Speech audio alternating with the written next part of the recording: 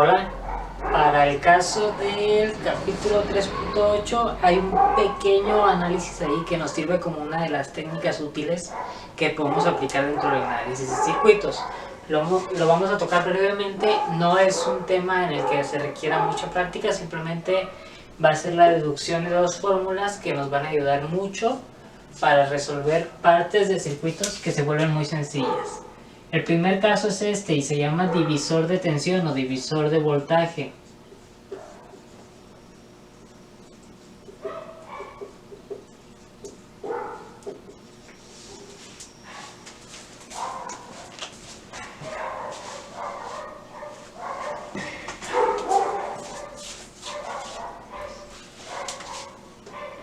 Como podemos observar, aquí ya tenemos una fuente de voltaje o puede ser un voltaje en sí, el punto es que es un voltaje y tenemos dos resistencias, pueden ser más, pero el caso más clásico es que tenemos dos resistencias y se sabe bien que por leyes de Kirchhoff el voltaje que hay aquí, V, se va a dividir entre estas dos resistencias. Al final la suma de estos dos voltajes nos tiene que dar este.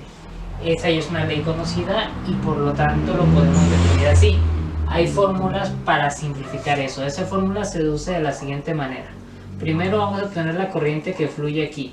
La corriente que fluye la podemos definir como el voltaje sobre la resistencia equivalente. La resistencia equivalente claramente es R1 más R2 porque están en serie. ¿Sí? Ya que tenemos esa corriente, encontrar el voltaje en R1 es simplemente multiplicar esta corriente por R1 más R2, perdón, la corriente que obtuvimos multiplicada por R1. Y para el caso del voltaje en R2, de igual manera, tenemos la corriente multiplicada por R2. Y esto se acomoda de esta manera. Se fijan, simplemente estoy reacomodando los términos, pero la operación es exactamente la misma.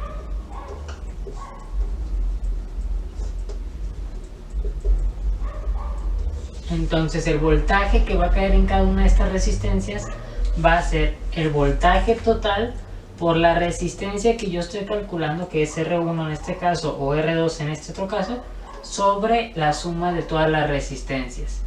Este es la propuesta para el análisis de divisor de tensión. En lugar de hacer todo el proceso una y otra vez, se puede atacar directamente con esta fórmula. El voltaje en R1, V por R1 sobre R1 más R2, y en R2 sería V por R2 sobre R1 más R2. La parte general sería el voltaje por Rx, vamos a definir como voltaje en Rx, sobre la suma de todas las resistencias.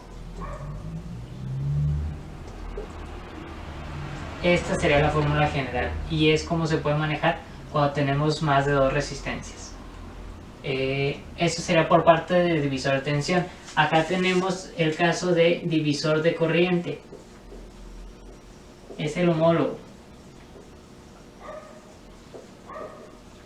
o divisor de intensidad también.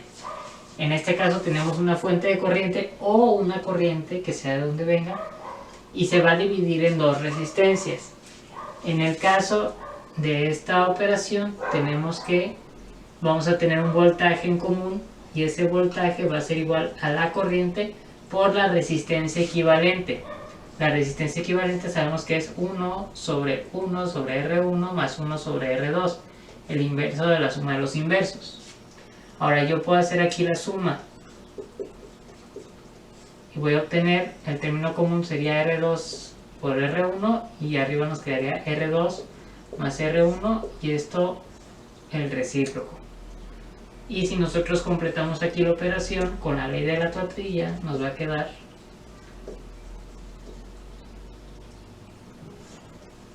de esta manera. Ahora, si yo quiero, como estoy haciendo divisor de corriente, yo quiero la corriente en cada una de las resistencias. Ya tengo el voltaje y tengo la resistencia, por ley de Ohm yo puedo obtener esa corriente.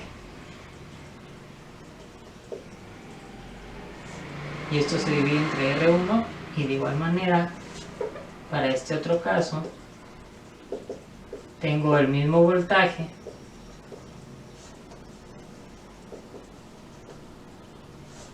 sobre R2. En este caso se va a simplificar R2, en este caso se va a simplificar R1. Me va a quedar que va a ser I por R2 sobre R1 más R2. Y para este otro caso me va a quedar R1 sobre R1 más R2.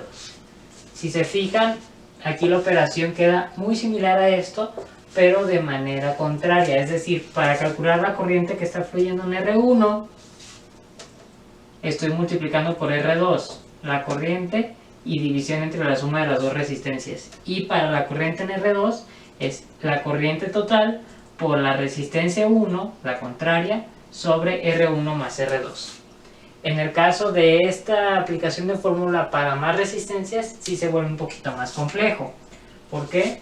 Porque nos va a resultar que la corriente en Rx nos queda como la corriente total por el inverso de la resistencia que yo quiero sobre la suma de todos los inversos de todas las resistencias.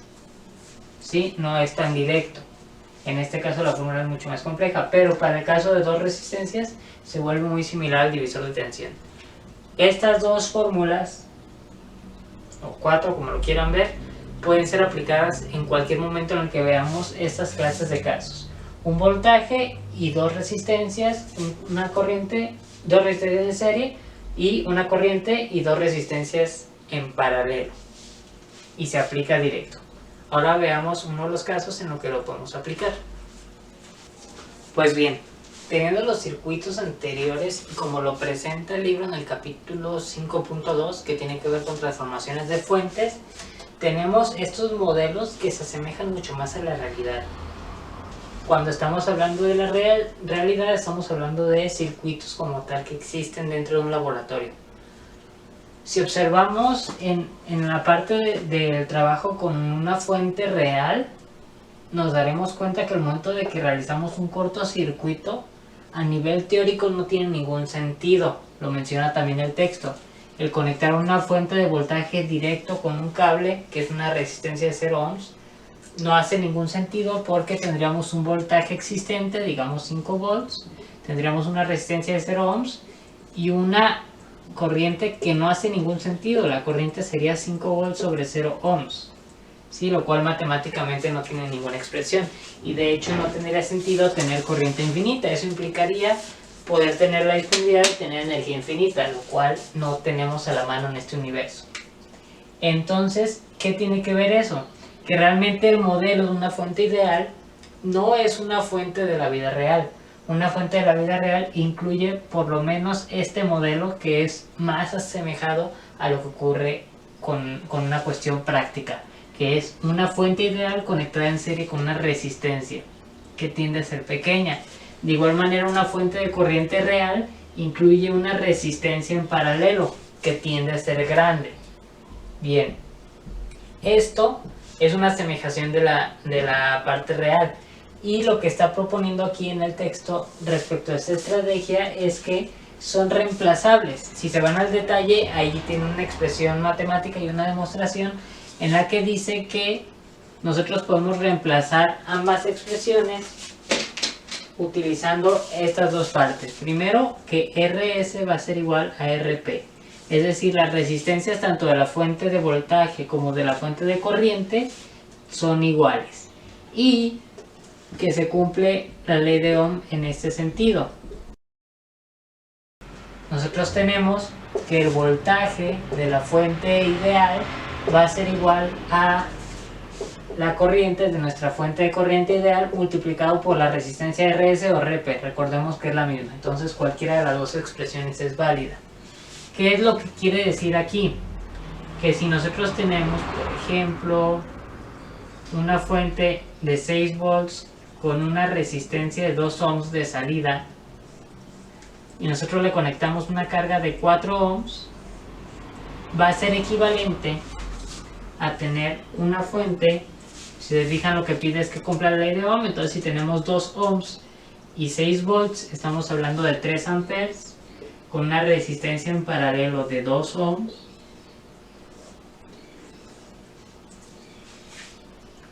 con una carga conectada de 4 ohms. ¿Sí? Vamos a empezar a hacer el análisis.